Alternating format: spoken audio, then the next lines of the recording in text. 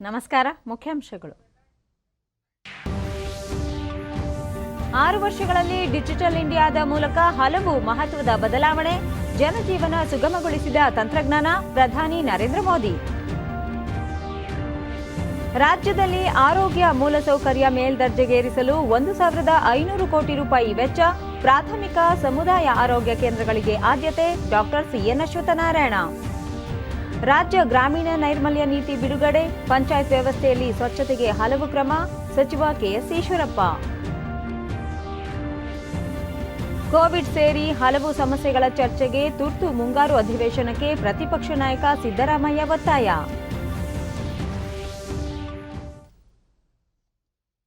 ವಾರ್ತೆಗಳ ವಿವರ. ಭಾರತ ಒಂದು ರಾಷ್ಟ್ರವಾಗಿ 6 ವರ್ಷಗಳ ಅವಧಿಯಲ್ಲಿ ಡಿಜಿಟಲ್ ಭಾರತದಲ್ಲಿ ಸಾಕಷ್ಟು ಎತ್ತರಕ್ಕೆ ಏರಿದ್ದು, ತಂತ್ರಜ್ಞಾನದ ಮೂಲಕ ಜನರ ಬದುಕನ್ನು ಸುಗಮಗೊಳಿಸುವ ಕನಸು ಇಡೀ ದೇಶದ್ದಾಗಿದೆ ಎಂದು ಪ್ರಧಾನಿ ನರೇಂದ್ರ ಮೋದಿ ಪ್ರತಿಪಾದಿಸಿದ್ದಾರೆ. ಡಿಜಿಟಲ್ ಇಂಡಿಯಾಗೆ 6 ವರ್ಷ ತುಂಬಿದ ಸಂದರ್ಭದಲ್ಲಿ ಡಿಜಿಟಲ್ ಇಂಡಿಯಾ ಫಲಾನುಭವಿಗಳೊಂದಿಗೆ ವಿಡಿಯೋ ಕಾನ್ಫರೆನ್ಸಿಂಗ್ ಮೂಲಕ ಸಂವಾದದ ಬಳಿಕ ಅವರು, ಈ ದಿನ ಭಾರತದ ಸಾಮರ್ಥ್ಯ, ಭಾರತದ ಸಂಕಲ್ಪ ಮತ್ತು ಭವಿಷ್ಯದ ಅಸೀಮ ಸಂಭಾವ್ಯತೆಗಳಿಗೆ ಸಮರ್ಪಿತವಾಗಿದೆ ಎಂದರು. ಡಿಜಿಟಲ್ ಇಂಡಿಯಾ ಬಗ್ಗೆ ತಮ್ಮದೇ ರೀತಿಯಲ್ಲಿ ವ್ಯಾಖ್ಯಾನ ಮಾಡಿದ ಅವರು, ಡಿಜಿಟಲ್ ಇಂಡಿಯಾ ಎಂದರೆ ಪ್ರತಿಯೊಬ್ಬರಿಗೂ ಅವಕಾಶ, ಎಲ್ಲರಿಗೂ ಸೌಲಭ್ಯ, ಎಲ್ಲರ ಪಾಲ್ಗೊಳ್ಳುವಿಕೆ, ಪ್ರತಿಯೊಬ್ಬರೂ ಸರ್ಕಾರದ ಸಂಪರ್ಕಕ್ಕೆ ಬರುವುದು ಎಂದರು. ಡಿಜಿಟಲ್ ಇಂಡಿಯಾ ಎಂದರೆ ಪಾರದರ್ಶಕತೆ, ಭೇದ ಭಾವರಹಿತ ವ್ಯವಸ್ಥೆ, ಭ್ರಷ್ಟಾಚಾರದ ಅಂತ್ಯ ಎಂದರು. ಡಿಜಿಟಲ್ ಇಂಡಿಯಾ ಎಂದರೆ ಸಮಯ, ಶ್ರಮ ಮತ್ತು ಹಣದ ಉಳಿತಾಯ. ಡಿಜಿಟಲ್ ಇಂಡಿಯಾ ಎಂದರೆ ತ್ವರಿತ ಲಾಭ, ಪೂರ್ಣ ಲಾಭ. ಡಿಜಿಟಲ್ ಇಂಡಿಯಾ ಎಂದರೆ ಕನಿಷ್ಠ ಸರ್ಕಾರ, ಗರಿಷ್ಠ ಆಡಳಿತ ಎಂದು ಹೇಳಿದರು.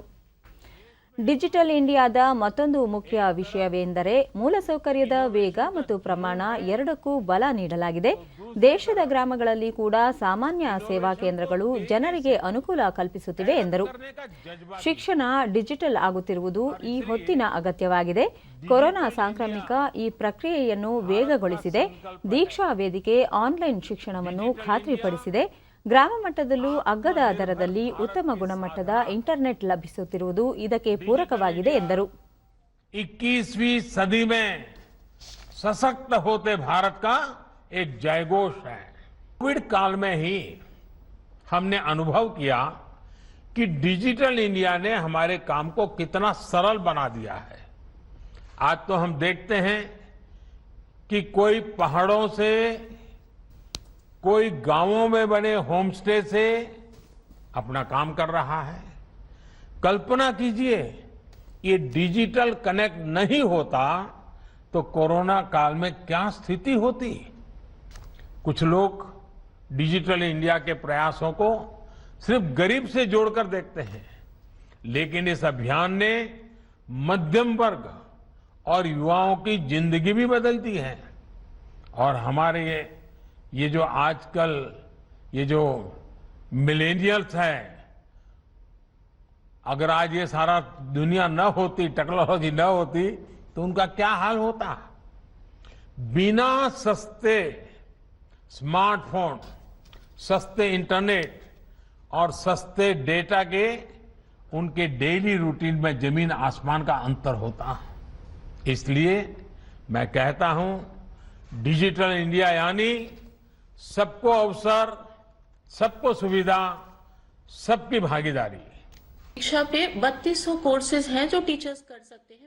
ಸಂವಾದದಲ್ಲಿ ಮೊದಲಿಗೆ ಈ ವಿದ್ಯಾ ಕಾರ್ಯಕ್ರಮದ ದೀಕ್ಷಾ ವೇದಿಕೆಯ ಫಲಾನುಭವಿ ಉತ್ತರ ಪ್ರದೇಶದ 5ನೇ ತರಗತಿ ವಿದ್ಯಾರ್ಥಿನಿ ಸೋಹಾನಿ ಸಾಹು ಜೊತೆ ಸಂವಾದ ನಡೆಸಿದರು. सर, टाइम तो वो दीक्षा पोर्टल के मैट्रिक्स में से पता चल पाएगा, लेकिन पिछले 1 सालों में मैंने इतने सारे कोर्सेज किए हैं और उस पे एक सर सर्टिफिकेशन फैक्टर जो है वो बहुत टीचर्स को मोटिवेट करता है. ये अभी नया ऐड हुआ है और लर्नर पासबुक में हमारे सारे सर्टिफिकेट्स दीक्षा पोर्टल पे स्वतः सुरक्षित रहते हैं. पारदर्शिता भी है. ನಂತರ ಈ ನಾಮ್ ಆನ್ಲೈನ್ ವೇದಿಕೆ ನೆರವಿನಿಂದ ತಮ್ಮ ಉತ್ಪನ್ನ ಮಾರಾಟ ಮಾಡುತ್ತಿರುವ ಪ್ರಗತಿಪರ ರೈತ ಪ್ರಹ್ಲಾದ್ ರಾಮರಾವ್ ಅವರೊಂದಿಗೆ ಸಂವಾದ ನಡೆಸಿದ ಅವರು, ಯಾವುದೇ ಅಡೆತಡೆ ಇಲ್ಲದೆ ಈ ನಾಮ್ನಿಂದ ಉತ್ಪನ್ನ ಮಾರಾಟ ಮಾಡಿ ಅಧಿಕ ಲಾಭ ಪಡೆಯುತ್ತಿರುವುದಾಗಿ ಆತ್ಮವಿಶ್ವಾಸದಿಂದ ತಿಳಿಸಿದ ಪ್ರಹ್ಲಾದ್ಗೆ ಅಭಿನಂದನೆ ಸಲ್ಲಿಸಿದರು. ದೇಶಾದ್ಯಂತದ ರೈತರಿಗೆ ನಿಮ್ಮ ಮಾತುಗಳು ಭರವಸೆ ಮೂಡಿಸುತ್ತದೆ. ರೈತರು ದೇಶದ ಎಲ್ಲ ಮಾರುಕಟ್ಟೆಯೊಂದಿಗೆ ಸಂಪರ್ಕ ಸಾಧಿಸಲು ಮತ್ತು ಹೆಚ್ಚಿನ ಆದಾಯ ಗಳಿಸಲಿ ಎಂಬುದೇ ಈ ನಾಮ್ ಉದ್ದೇಶವಾಗಿದೆ. ಇದರ ಲಾಭ ದೇಶದ ಎಲ್ಲ ರೈತರಿಗೂ ದೊರಕಲಿ ಎಂದರು. ನಂತರ ಈ ಸಂಜೀವಿನಿ ಫಲಾನುಭವಿ ಶುಭಂ ಮತ್ತು ಅವರ ಅಜ್ಜಿ ಕಾಂತಿದೇವಿ ಹಾಗೂ ಅವರ ವೈದ್ಯ ಡಾಕ್ಟರ್ ಭೂಪೇಂದ್ರ ಸಿಂಗ್ ಅವರೊಂದಿಗೆ ಸಂವಾದ ನಡೆಸಿದ ಪ್ರಧಾನಿ, ಕೊರೋನಾ ಸಮಯದಲ್ಲಿ ಎಲ್ಲ ವೈದ್ಯರು ಮಾನವತೆಯ ಸೇವೆ ಮಾಡಿದರು ಎಂದ ಮೆಚ್ಚುಗೆ ವ್ಯಕ್ತಪಡಿಸಿದರು. ಈ ಸಂಜೀವಿನಿ ಒಂದು ವರದಾನವಾಗಿದ್ದು ಹೊಸ ತಂತ್ರಜ್ಞಾನದಿಂದ ಟೆಲಿಮೆಡಿಸಿನ್ ಸೌಲಭ್ಯ ಇನ್ನೂ ಉತ್ತಮವಾಗಲಿದೆ ಎಂದರು.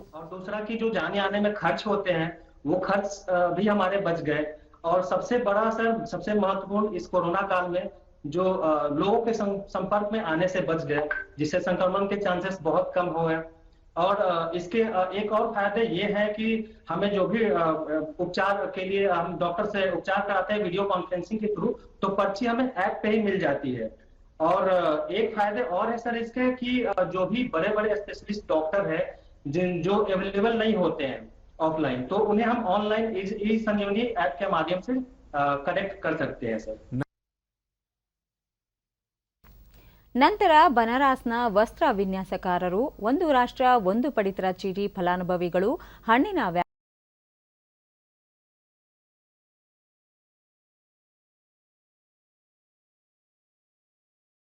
बुनाई आज ಡಿಜಿಟಲ್. ಇದಕ್ಕೂ ಮುನ್ನ ಸಂಪರ್ಕ ಮತ್ತು ಮಾಹಿತಿ ತಂತ್ರಜ್ಞಾನ ಸಚಿವ ರವಿಶಂಕರ್ ಪ್ರಸಾದ್, ಡಿಜಿಟಲ್ ಇಂಡಿಯಾ ಎಂದರೆ ಭಾರತೀಯರ ಬದುಕನ್ನು ತಂತ್ರಜ್ಞಾನದ ನೆರವಿನಿಂದ ಸರಳ ಮತ್ತು ಸುಲಭಗೊಳಿಸುವುದು ಎಂದು ಪ್ರಧಾನಿಯವರು ಪ್ರತಿಪಾದಿಸಿದ್ದಾರೆ ಎಂದರು. 6 ವರ್ಷಗಳ ಬಳಿಕ ಡಿಜಿಟಲ್ ಇಂಡಿಯಾದಿಂದ ಏನೆಲ್ಲ ಪ್ರಗತಿ ಆಗಿದೆ ಎಂದು ವಿವರಿಸಿದ ಅವರು, ಬಡವರಿಗೆ ಬ್ಯಾಂಕ್ ಖಾತೆ ತೆರೆಯಲಾಗಿದೆ. ಸರ್ಕಾರದ 16,88,000 ಕೋಟಿ ರೂಪಾಯಿಗಳ ಸವಲತ್ತು ನೇರವಾಗಿ ಅವರ ಖಾತೆಗೆ ವರ್ಗಾವಣೆ ಆಗಿದೆ. ಇದರಿಂದ 1,80,000 ಕೋಟಿ ರೂಪಾಯಿ ಉಳಿತಾಯವಾಗಿದ್ದು ಮಧ್ಯವರ್ತಿಗಳ ಕಾಟ ತಪ್ಪಿದೆ ಎಂದರು. ಚಿಕ್ಕ ಚಿಕ್ಕ ಸ್ಥಳದಲ್ಲೂ ಬಿಪಿಒ ತೆರೆಯಲಾಗಿದೆ. ಆಧಾರ್ ಇರಲಿ, ಮೈಗೌ ಇರಲಿ, ಟೆಲಿಮೆಡಿಸಿನ್, ಮೇಘರಾಜ್ ಉಮಾಂಗ್, ಬೋಧನೆ, ಶಿಕ್ಷಣ, ಸಬಲೀಕರಣವೇ ಆಗಿರಲಿ, ಡಿಜಿಟಲ್ ಇಂಡಿಯಾ ಎಲ್ಲಕ್ಕೂ ಔನ್ನತ್ಯ ತಂದಿದೆ. ಮುಂದಿನ ದಿನಗಳಲ್ಲಿ ಭಾರತ್ ನೆಟ್ ಅಡಿಯಲ್ಲಿ ಹಳ್ಳಿಗಳ ಮನೆ ಮನೆಗೂ ಆಪ್ಟಿಕಲ್ ಫೈಬರ್ ಮೂಲಕ ಇಂಟರ್ನೆಟ್ ಸಂಪರ್ಕ ಕಲ್ಪಿಸಲಾಗುವುದು ಎಂದು ತಿಳಿಸಿದರು. ಡಿಜಿಟಲ್ ಇಂಡಿಯಾ ನವ ಭಾರತದ ಅತ್ಯಂತ ದೊಡ್ಡ ಯಶೋಗಾಥೆಗಳಲ್ಲಿ ಒಂದಾಗಿದ್ದು, ಸೇವೆಗಳನ್ನು ಮತ್ತು ಸರ್ಕಾರವನ್ನು ಜನರ ಸಮೀಪಕ್ಕೆ ತಂದಿದೆ. ಜನರ ಕಾರ್ಯಚಟುವಟಿಕೆ ಪ್ರೋತ್ಸಾಹಿಸಿ ಜನರನ್ನು ಸಬಲೀಕರಿಸುತ್ತದೆ. ದೇಶಾದ್ಯಂತ ಇಂದು ರಾಷ್ಟ್ರೀಯ ವೈದ್ಯರ ದಿನ ಆಚರಿಸಲಾಗುವುದು. ರಾಷ್ಟ್ರವನ್ನು ಆರೋಗ್ಯವಾಗಿಡುವ ನಿಟ್ಟಿನಲ್ಲಿ ವೈದ್ಯರ ಪಾತ್ರವನ್ನು ಸ್ಮರಿಸಲು ಪ್ರತಿ ವರ್ಷ ಜುಲೈ 1ರಂದು ವೈದ್ಯರ ದಿನವನ್ನಾಗಿ ಆಚರಿಸಲಾಗುತ್ತಿದೆ. ಬಂಗಾಳದ ಮಾಜಿ ಮುಖ್ಯಮಂತ್ರಿ ಡಾಕ್ಟರ್ ಬಿಸಿ ರಾಯ್ ಅವರ ಕೊಡುಗೆಯನ್ನು ಗುರುತಿಸಿ ಸರ್ಕಾರ 1991ರಿಂದ ವೈದ್ಯರ ದಿನ ಆಚರಿಸುತ್ತಿದೆ. ರಾಯ್ ಅವರು ಭಾರತೀಯ ವೈದ್ಯಕೀಯ ಮಂಡಳಿ ಮತ್ತು ಭಾರತೀಯ ವೈದ್ಯಕೀಯ ಒಕ್ಕೂಟ ಸ್ಥಾಪನೆಯಲ್ಲಿ ಮಹತ್ವದ ಪಾತ್ರ ವಹಿಸಿದ್ದರು. 1961ರ ಫೆಬ್ರವರಿ 4ರಂದು ರಾಯ್ ಅವರಿಗೆ ಭಾರತ ರತ್ನ ನೀಡಿ ಗೌರವಿಸಲಾಗಿತ್ತು. ರಾಷ್ಟ್ರೀಯ ವೈದ್ಯರ ದಿನದ ಅಂಗವಾಗಿ ಭಾರತೀಯ ವೈದ್ಯಕೀಯ ಸಂಘಟನೆ ಐಎಂಎ ಆಯೋಜಿಸಿರುವ ಕಾರ್ಯಕ್ರಮದಲ್ಲಿ ಪ್ರಧಾನಿ ನರೇಂದ್ರ ಮೋದಿ ಅವರು ಇಂದು ಮಧ್ಯಾಹ್ನ 3 ಗಂಟೆಗೆ ವೈದ್ಯ ಸಮುದಾಯ ಉದ್ದೇಶಿಸಿ ಭಾಷಣ ಮಾಡಲಿದ್ದಾರೆ. ಪ್ರಧಾನಿ ಅವರು ತಮ್ಮ ಟ್ವೀಟ್ನಲ್ಲಿ ಕೋವಿಡ್-19 ವಿರುದ್ಧದ ಹೋರಾಟದಲ್ಲಿ ವೈದ್ಯರ ಎಲ್ಲ ಪ್ರಯತ್ನಗಳ ಬಗ್ಗೆ ಭಾರತಕ್ಕೆ ಹೆಮ್ಮೆ ಇದೆ ಎಂದು ಹೇಳಿದ್ದಾರೆ. ಕಳೆದ ಭಾನುವಾರ ಪ್ರಧಾನಿ ಅವರು ತಮ್ಮ ಮನ್ ಕಿ ಬಾತ್ ಕಾರ್ಯಕ್ರಮದಲ್ಲಿ ಕೊರೋನಾ ಸಾಂಕ್ರಾಮಿಕ ಸಮಯದಲ್ಲಿ ವೈದ್ಯರು ಹಾಗೂ ಕೊರೋನಾ ಯೋಧರ ಪಾತ್ರವನ್ನು ಪ್ರಶಂಸಿಸಿದ್ದರು. ವೈದ್ಯರಿಗೆ ಧನ್ಯವಾದಗಳನ್ನು ಹೇಳಬೇಕಾದ್ದು ಪ್ರತಿಯೊಬ್ಬರ ಕರ್ತವ್ಯ ಎಂದು ಹೇಳಿದ್ದರು.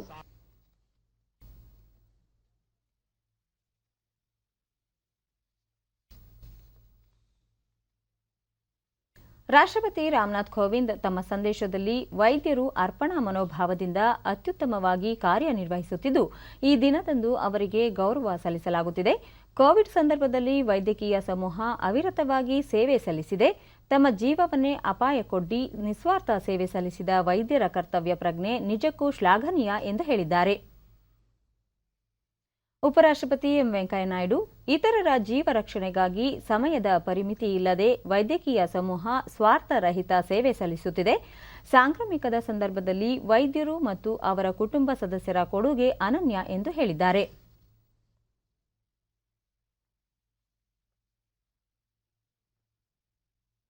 ಕೇಂದ್ರ ಆರೋಗ್ಯ ಸಚಿವ ಡಾಕ್ಟರ್ ಹರ್ಷವರ್ಧನ್ ತಮ್ಮ ಸಂದೇಶದಲ್ಲಿ ಕೊರೋನಾ ಸಾಂಕ್ರಾಮಿಕ ಸಂದರ್ಭದಲ್ಲಿ ಉತ್ಸಾಹಭರಿತ ಸೇವೆಯಿಂದ ಅಸಂಖ್ಯಾತ ಜೀವಗಳನ್ನು ಉಳಿಸಿದ ಎಲ್ಲ ವೈದ್ಯರಿಗೆ ನಮನಗಳು. ವೈದ್ಯರು ತಮ್ಮ ಜೀವನದ ಬಗ್ಗೆ ಚಿಂತಿಸದೆ ಸೇವೆ ಸಲ್ಲಿಸಿದ್ದು, ಹೀಗಾಗಿ ಈ ದಿನ ಅತ್ಯಂತ ವಿಶೇಷವಾಗಿದೆ ಎಂದಿದ್ದಾರೆ.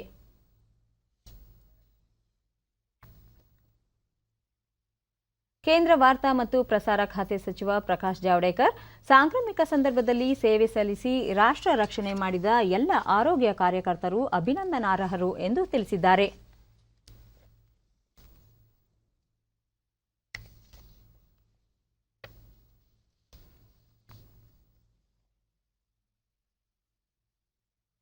ಆರೋಗ್ಯ ಮತ್ತು ವೈದ್ಯಕೀಯ ಶಿಕ್ಷಣ ಸಚಿವ ಡಾಕ್ಟರ್ ಕೆ ಸುಧಾಕರ್ ವೈದ್ಯರು ಆದರ್ಶಪ್ರಾಯ ಸೇವೆ ಸಲ್ಲಿಸಿದ್ದು, ಎಲ್ಲ ಶ್ರಮಶೀಲ ವೈದ್ಯರಿಗೆ ನಮ್ಮ ಪ್ರಾಮಾಣಿಕ ಕೃತಜ್ಞತೆಯನ್ನು ಅರ್ಪಿಸೋಣ ಎಂದು ಹೇಳಿದ್ದಾರೆ. ರಾಷ್ಟ್ರೀಯ ವೈದ್ಯರ ದಿನದ ಹಿನ್ನೆಲೆಯಲ್ಲಿ ಉಪಮುಖ್ಯಮಂತ್ರಿ ಡಾಕ್ಟರ್ ಸಿಎನ್ ಅಶ್ವತ್ಥನಾರಾಯಣ ಇಂದು ಬೆಂಗಳೂರಿನ ಕೆಸಿ ಜನರಲ್ ಆಸ್ಪತ್ರೆಗೆ ಭೇಟಿ ನೀಡಿ ವೈದ್ಯರಿಗೆ ಶುಭ ಕೋರಿದರು. ಕೋವಿಡ್ ಸಂಕಷ್ಟ ಪರಿಸ್ಥಿತಿ ನಡುವೆಯೂ ಜನಸೇವೆ ಮಾಡುತ್ತಿರುವ ವೈದ್ಯರಿಗೆ ಸಿಹಿ ವಿತರಿಸಿ ಹೂವು ನೀಡಿ ಅಭಿನಂದಿಸಿದರು.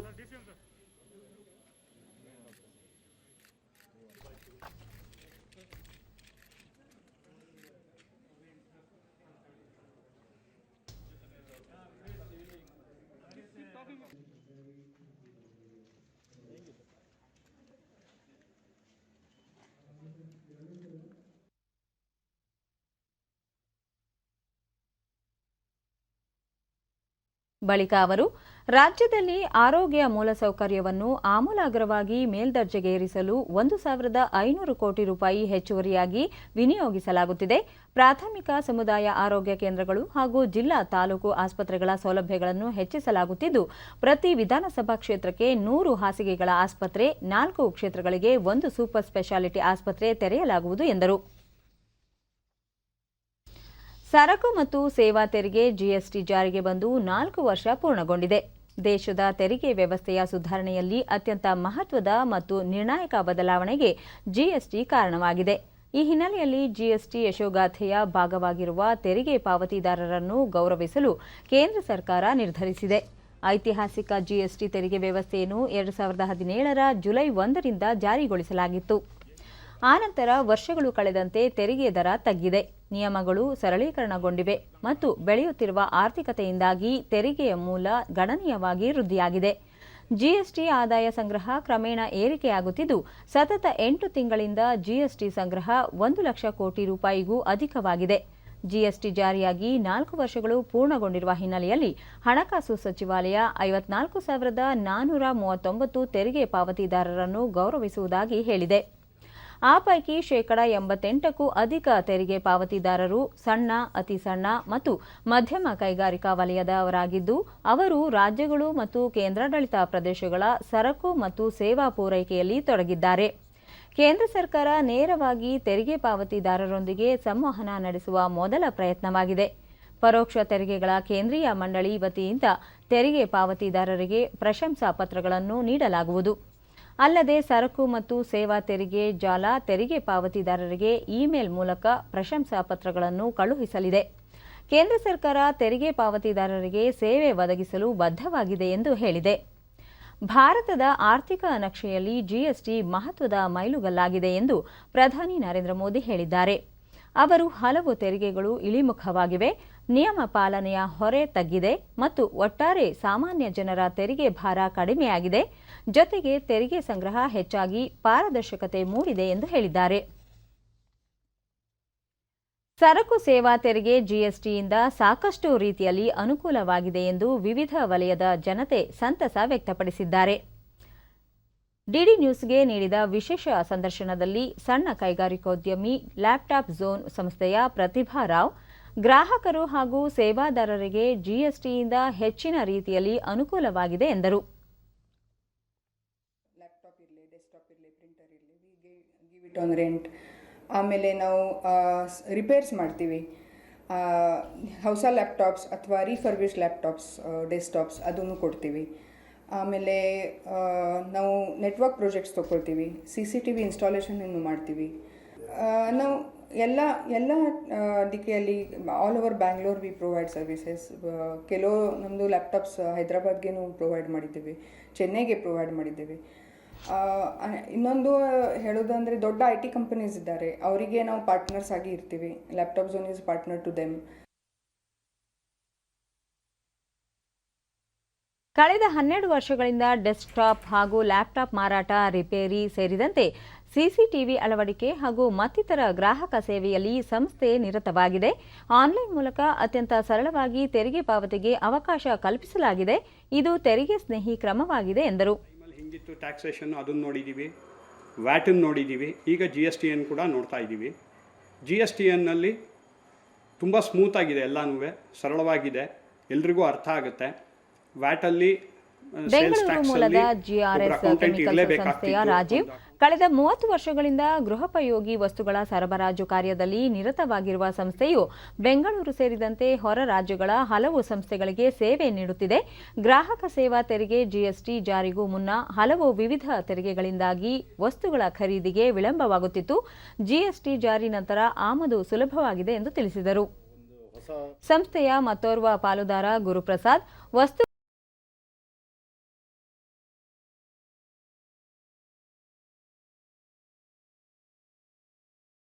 ಕ್ರಮ ಜಾರಿಯಾದಲ್ಲಿ ಹೆಚ್ಚಿನ ಅನುಕೂಲವಾಗಲಿದೆ ಎಂದರು. ಅನುಕೂಲ ಮಾಡಿಕೊಟ್ರೆ ಒಳ್ಳೇದಾಗುತ್ತೆ, ಎಲ್ಲ ವೆಂಡರ್ಸ್ಗೂ ಈಸಿ ಆಗುತ್ತೆ. And then we can trust the any walk in customer, we can trust them.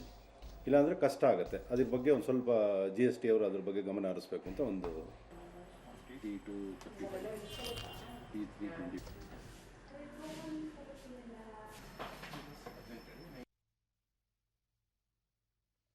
ಎರಡು ದಿನಗಳ ಭೇಟಿಗಾಗಿ ಕೇಂದ್ರ ಹಣಕಾಸು ಸಚಿವೆ ನಿರ್ಮಲಾ ಸೀತಾರಾಮನ್ ಅವರು ಇಂದು ಬೆಂಗಳೂರಿಗೆ ಆಗಮಿಸಲಿದ್ದಾರೆ. ಅವರು ಯಲಹಂಕದಲ್ಲಿನ 100 ಹಾಸಿಗೆ ಸಾಮರ್ಥ್ಯದ ಕೋವಿಡ್ ಕೇರ್ ಸೆಂಟರ್ ಹಾಗೂ ಜಯನಗರದ ಸರ್ಕಾರಿ ಆಸ್ಪತ್ರೆಯ ಲಸಿಕಾ ಕೇಂದ್ರ ಮತ್ತು ಸಂಸದರ ಪ್ರದೇಶಾಭಿವೃದ್ಧಿ ಅನುದಾನದಲ್ಲಿ ಸುಸಜ್ಜಿತ ವಾರ್ಡ್ ನಿರ್ಮಿಸುತ್ತಿದ್ದು, ಇಲ್ಲಿಗೆ ಅವರು ಭೇಟಿ ನೀಡಲಿದ್ದಾರೆ. ನಾಳೆ ಅವರು ಹೆಲಿಕ್ಸ್ ಜೈವಿಕ ತಂತ್ರಜ್ಞಾನ ಪಾರ್ಕ್ಗೆ ಭೇಟಿ ನೀಡಲಿದ್ದಾರೆ.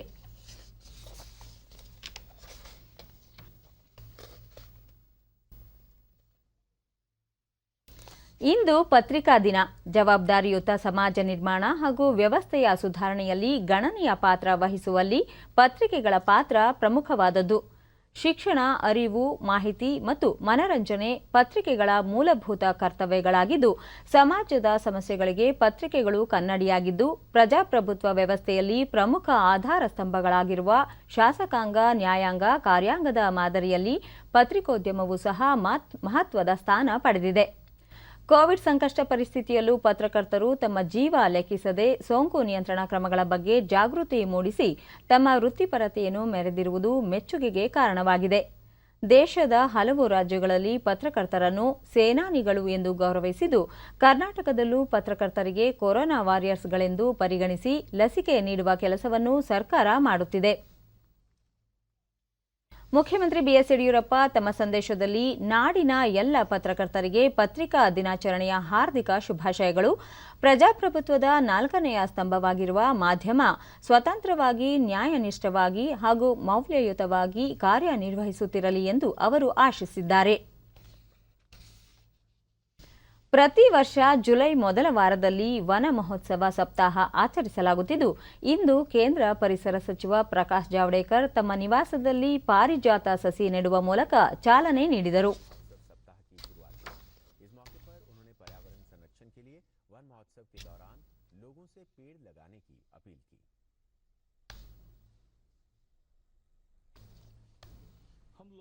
ನಂತರ ಅವರು ವನ ಮಹೋತ್ಸವ ಸಪ್ತಾಹದ ವೇಳೆ ಸಸಿ ನೆಟ್ಟು 3 ವರ್ಷಗಳ ಕಾಲ ಪೋಷಿಸುವಂತೆ ದೇಶದ ಜನತೆಗೆ ಮನವಿ ಮಾಡಿದರು.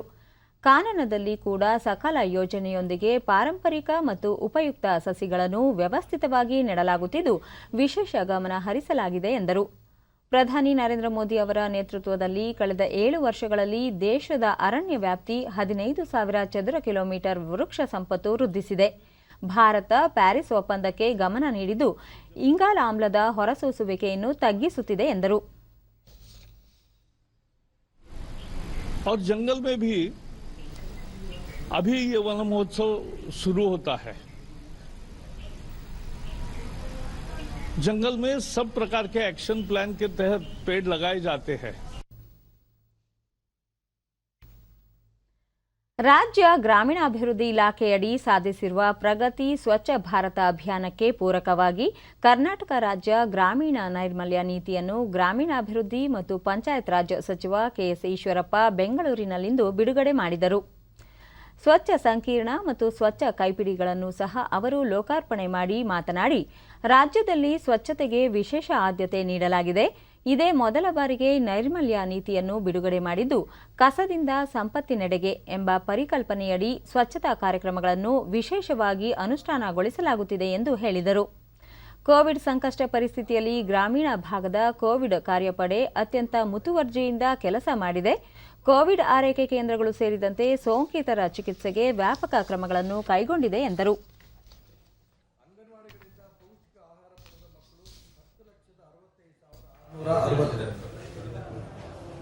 ಈ ರೀತಿ 18 ವರ್ಷದ ಮೇಲ್ಪಟ್ಟವರು ಲಸಿಕೆ ಪಡೆದಂಥವ್ರು ಕೂಡ ಒಟ್ಟು ಫಸ್ಟ್ ಡೋಸ್ ಪಡೆದವರು 22,60,60,094, ಎರಡನೇ ಡೋಸ್ ಪಡೆದವರು 4,51,422.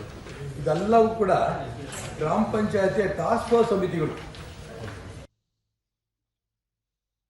ವೃಷಭಾವತಿ ಕಣಿವೆ ವ್ಯಾಪ್ತಿಯಲ್ಲಿ ಉದ್ದಿಮೆಗಳು ಮತ್ತು ಕೈಗಾರಿಕೆಗಳಿಂದ ಉಂಟಾಗುವ ಮಾಲಿನ್ಯ ತಡೆಗಟ್ಟಲು ರಾಜ್ಯ ಮಾಲಿನ್ಯ ನಿಯಂತ್ರಣ ಮಂಡಳಿ 3 ತುರ್ತು ಸ್ಪಂದನ ವಾಹನಗಳನ್ನು ನಿಯೋಜಿಸಿದೆ. ಬೆಂಗಳೂರಿನ ವಿಧಾನಸೌಧದ ಆವರಣದಲ್ಲಿ ನೂತನ ವಾಹನಗಳಿಗೆ ಹಸಿರು ನಿಶಾನೆ ತೋರಿ ಮಾತನಾಡಿದ ಅವರು, ಹೈಕೋರ್ಟ್ ನಿರ್ದೇಶನದಂತೆ ಮಾಲಿನ್ಯ ತಡೆಗೆ ವ್ಯಾಪಕ ಕ್ರಮಗಳನ್ನು ಕೈಗೊಂಡಿದ್ದು, ಮುಂಬರುವ ದಿನಗಳಲ್ಲಿ ಇನ್ನಷ್ಟು ತೀವ್ರತರ ಕ್ರಮಗಳನ್ನು ಜಾರಿಗೊಳಿಸಲಾಗುವುದು ಎಂದರು. ರಾಜ್ಯ ಮಾಲಿನ್ಯ ನಿಯಂತ್ರಣ ಮಂಡಳಿಗೆ ನೂತನ ಅಧ್ಯಕ್ಷರನ್ನು ಶೀಘ್ರದಲ್ಲೇ ನೇಮಕ ಮಾಡಲಾಗುವುದು. ಮಾಲಿನ್ಯ ನಿಯಂತ್ರಣ ಕ್ರಮಗಳಲ್ಲಿ ಸುಧಾರಣೆಗಳನ್ನು ತರಲು ಸರ್ಕಾರ ಆದ್ಯತೆ ನೀಡಿದೆ ಎಂದು ತಿಳಿಸಿದರು. ಬೆಂಗಳೂರು ನಗರದಲ್ಲಿ ಬಹಳಷ್ಟು ಈ ಥರ ಅಪರಾಧ ಪ್ರಕರಣಗಳು ಜಾಸ್ತಿ ಆಗ್ತವೆ. ಬಹಳಷ್ಟು ಜನ ಮಾಧ್ಯಮದ ಸ್ನೇಹಿತರು ಕೇಳ್ತಾ ಇದ್ದೀರಿ. ನಮ್ಮ ಇಲಾಖೆಯೂ ಕೂಡ ಆದಷ್ಟು ತ್ವರಿತಗತಿಯಲ್ಲಿ ಇವೆಲ್ಲವೂ ಮಾಡಿ ದೃಷ್ಟಿಯಿಂದ ಹಲವಾರು ಕ್ರಮಗಳನ್ನು ಕೈಗೊಂಡಿದ್ದೀವಿ. ನಿಮಗೂ ಗೊತ್ತಿದೆ, ನಮ್ಮ ನಿಯಂತ್ರಣ ಮಂಡಳಿಗೆ ಚೇರ್ಮನ್ ಇಲ್ಲ. ಕಳೆದ 7-8 ತಿಂಗಳಿಂದ ನ್ಯಾಯಾಲಯದಲ್ಲಿ ಯಾರೋ ಮೊಕದ್ದಮೆ ಹೂಡಿ ನ್ಯಾಯಾಲಯ ಅಂತಿಮವಾಗಿ ಪೊಲ್ಯೂಷನ್ ಕಂಟ್ರೋಲ್ ಬೋರ್ಡ್ ಚೇರ್ಮನ್ನ ತೀರ್ಪನ್ನು ಕೊಟ್ಟಿಲ್ಲ. ನಮ್ಮ ಕಾರ್ಯಕ್ರಮಗಳಿಗೆ ಸ್ವಲ್ಪ ಅಡಚಣೆ ಆಗ್ತದೆ ಕೂಡ ನಮ್ಮ ಅಧಿಕಾರಿಗಳು ಶ್ರಮವಹಿಸಿ ಕೆಲಸ ಮಾಡ್ತಾರೆ.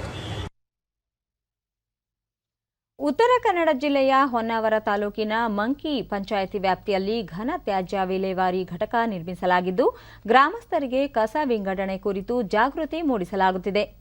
ಗ್ರಾಮಸ್ಥರು ನೀಡುವ ಘನ ತ್ಯಾಜ್ಯವನ್ನು ವಿಲೇವಾರಿ ಘಟಕದಲ್ಲಿ ವಿಂಗಡಿಸಿ ಮರುಬಳಕೆ ಮಾಡಲಾಗುತ್ತಿದ್ದು, ಸ್ವಚ್ಛ ಪರಿಸರ ನಿರ್ಮಾಣಕ್ಕೆ ನಾಂದಿ ಮಾಡಿಕೊಡಲಾಗಿದೆ.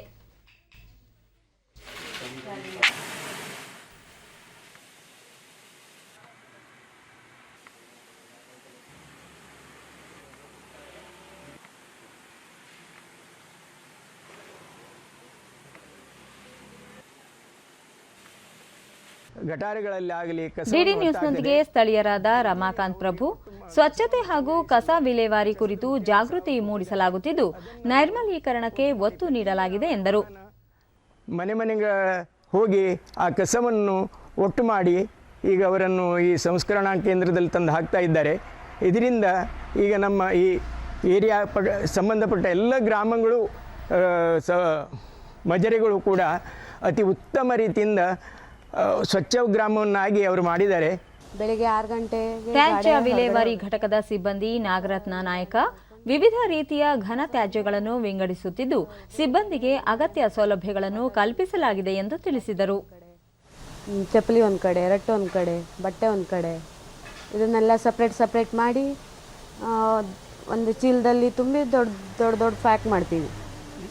ಪ್ಯಾಕ್ ಮಾಡಿ 1 ವರ್ಷದ ಫುಲ್ ಪ್ಯಾಕಿಂಗು ಹೊರಗೆ ಹೋಗಿದೆ. ಆಮೇಲೆ ಉಳಿದ ವೇಸ್ಟೇಜ್ ಎಲ್ಲವ ಒಂದು ಚೀಲದಲ್ಲಿ ಹಾಕಿ ಕಟ್ಟಿ ಅದು ಬೇರೆ ಕಡೆ ಸಾಗಣೆ ಮಾಡ್ತಾರೆ.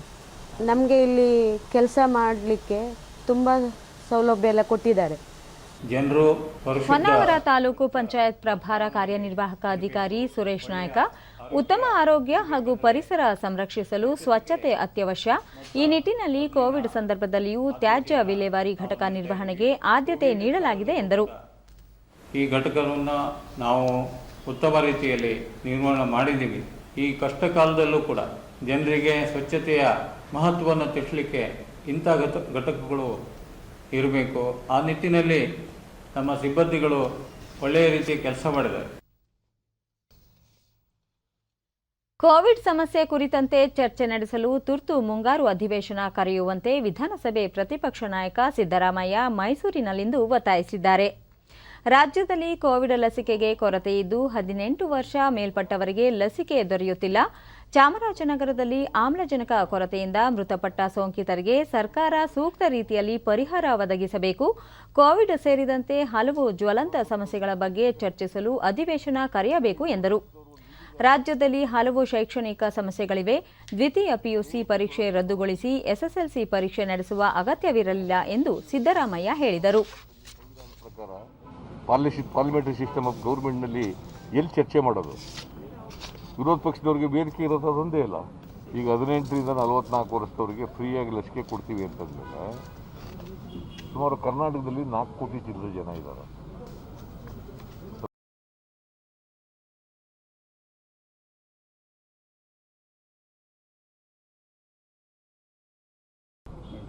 ಎಂಟು ಕೋಟಿ ಬೇಕು. ಹಾಂ, ಮತ್ತು ಇವ್ರು ಸಿದ್ಧತೆ ಮಾಡ್ಕೋಬೇಕು ಬೇಡ? ಒಂದೇ ಸಾರಿ 8 ಕೋಟಿ ಬೇಕಾಗಿಲ್ಲ. ಅಟ್ಲೀಸ್ಟ್ 3 ತಿಂಗಳಲ್ಲಿ 4 ತಿಂಗಳಲ್ಲಿ ಮುಗಿಸೋ ರೀತಿಯಲ್ಲಿ ಮಾಡಬೇಕಲ್ಲ. PUC ಎಕ್ಸಾಮಿನನ್ನೇ ಮುಂದಕ್ಕೆ ಹಾಕಿರುವಾಗ SSLC ಎಕ್ಸಾಮನ್ನು ಮಾಡೋದ್ರಲ್ಲಿ ಅರ್ಥ ಇಲ್ಲ. ನಾನು ಹಿಂದೆನೇ ಹೇಳಿದ್ದೀನಿ ಇದನ್ನು.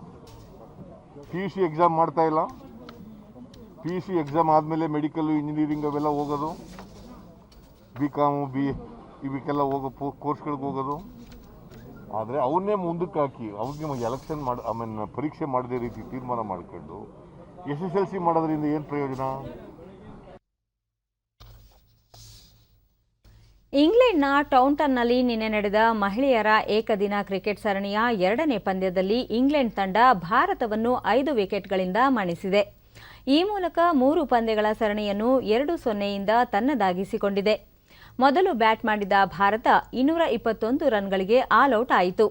ಗೆಲುವಿಗೆ 222 ರನ್ ಗುರಿ ಬೆನ್ನಟ್ಟಿದ್ದ ಇಂಗ್ಲೆಂಡ್ ತಂಡ ಸೋಫಿಯಾ ಡುನ್ಕ್ಲೆ ಅವರ ಅಜೇಯ 73 ಮತ್ತು ಕ್ಯಾಥರೈನ್ ಬ್ರಂಟ್ ಅವರ ಅಜೇಯ 33 ರನ್ಗಳ ನೆರವಿನಿಂದ ಇನ್ನೂ 15 ಎಸೆತ ಬಾಕಿ ಇರುವಂತೆಯೇ ಗೆಲುವು ಸಾಧಿಸಿತು. ಸರಣಿಯ 3ನೇ ಹಾಗೂ ಅಂತಿಮ ಪಂದ್ಯ ನಾಡಿದ್ದು ನಡೆಯಲಿದೆ. ಕೊನೆಯಲ್ಲಿ ಮತ್ತೊಮ್ಮೆ ಮುಖ್ಯಾಂಶಗಳು. 6 ವರ್ಷಗಳಲ್ಲಿ ಡಿಜಿಟಲ್ ಇಂಡಿಯಾದ ಮೂಲಕ ಹಲವು ಮಹತ್ವದ ಬದಲಾವಣೆ, ಜನಜೀವನ ಸುಗಮಗೊಳಿಸಿದ ತಂತ್ರಜ್ಞಾನ, ಪ್ರಧಾನಿ ನರೇಂದ್ರ ಮೋದಿ. ರಾಜ್ಯದಲ್ಲಿ ಆರೋಗ್ಯ ಮೂಲಸೌಕರ್ಯ ಮೇಲ್ದರ್ಜೆಗೇರಿಸಲು 1,500 ಕೋಟಿ ರೂಪಾಯಿ ವೆಚ್ಚ, ಪ್ರಾಥಮಿಕ ಸಮುದಾಯ ಆರೋಗ್ಯ ಕೇಂದ್ರಗಳಿಗೆ ಆದ್ಯತೆ, ಡಾಕ್ಟರ್ ಸಿಎನ್ ಅಶ್ವತ್ಥನಾರಾಯಣ. ರಾಜ್ಯ ಗ್ರಾಮೀಣ ನೈರ್ಮಲ್ಯ ನೀತಿ ಬಿಡುಗಡೆ, ಪಂಚಾಯತ್ ವ್ಯವಸ್ಥೆಯಲ್ಲಿ ಸ್ವಚ್ಛತೆಗೆ ಹಲವು ಕ್ರಮ, ಸಚಿವ ಕೆಎಸ್ ಈಶ್ವರಪ್ಪ. ಕೋವಿಡ್ ಸೇರಿ ಹಲವು ಸಮಸ್ಯೆಗಳ ಚರ್ಚೆಗೆ ತುರ್ತು ಮುಂಗಾರು ಅಧಿವೇಶನಕ್ಕೆ ಪ್ರತಿಪಕ್ಷ ನಾಯಕ ಸಿದ್ದರಾಮಯ್ಯ ಒತ್ತಾಯ.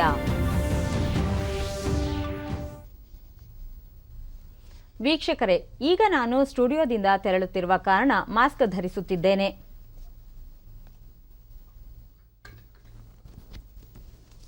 ನೀವು ಸಹ ಮನೆಯಿಂದ ಹೊರಹೋಗುವ ಮುನ್ನ ಸರಿಯಾದ ಕ್ರಮದಲ್ಲಿ ತಪ್ಪದೇ ಮಾಸ್ಕ್ ಧರಿಸಿ.